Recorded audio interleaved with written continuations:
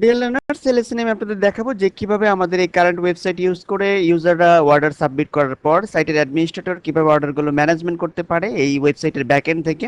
তো এই জন্য অ্যাডমিন চলে যাবে সাইটের ড্যাশবোর্ডে। দেন এখান থেকে সে যদি একটু নিচের দিকে চলে আসে তাহলে কিন্তু সে দেখতে পাচ্ছে যে এখানে টু অর্ডার সাবমিট হয়েছে, অন হোল্ড আছে, এবং ই কমার্স রিসেন্ট অর্ডারস এই মুহূর্তে দুটি অর্ডার এসেছে রিসেন্টলি। তো আমরা দেখতে পাচ্ছি যে অর্ডারগুলো কোন কোন অর্ডার এসেছে, কি কি বারে এসেছে, কোন সময় এসেছে, সে কিন্তু এই সম্পর্কে ডিটেলস ইনফরমেশন এখানে দেখতে পাচ্ছে।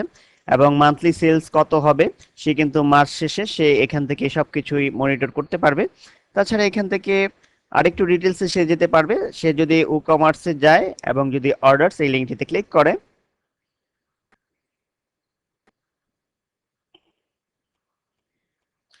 তো আমরা কিন্তু দেখতে পাচ্ছি যে অর্ডার সম্পর্কে ডিটেলস ইনফরমেশন কিন্তু এখানে দেখা যাচ্ছে যে কোন ইউজার অর্ডার করেছে, সেই ইউজারের আইডি কত এবং অর্ডার আইডি কত, সে কিন্তু এখান থেকে এগুলি খুব চমৎকার ভাবে সে ম্যানেজমেন্ট করতে পারবে।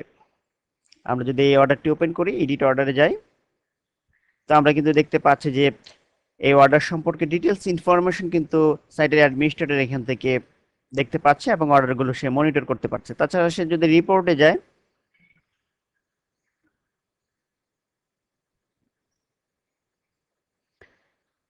সে কিন্তু এখানে ডিটেলস আরো ইনফরমেশন দেখতে পাবে যে টোটাল সেল কত হয়েছে, টোটাল অর্ডার কত হয়েছে, কত আইটেম সেল হয়েছে, অ্যাভারেজ অর্ডার আইটেম কত, ডিসকাউন্ট ইউজ কত পার্সেন্ট ডিসকাউন্টে ইউজাররা অর্ডার করেছে কুপন কোড ইউজ করে, সে কিন্তু এই সম্পর্কে ডিটেলস ইনফরমেশন এভাবে দেখতে পারবে। তাছাড়া এখানে আরো বেশ কিছু অপশন রয়েছে, কুপনস এই অপশন রয়েছে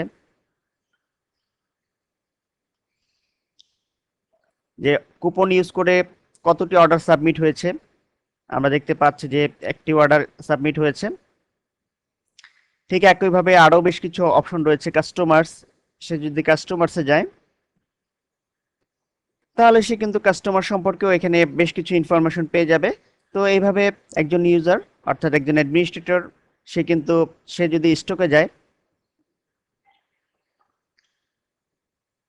তাহলে স্টক সম্পর্কেও সে কিন্তু এখান থেকে ইনফরমেশন জানতে পারবে যখন এই সাইটে একাধিক ট্রানজাকশন হবে।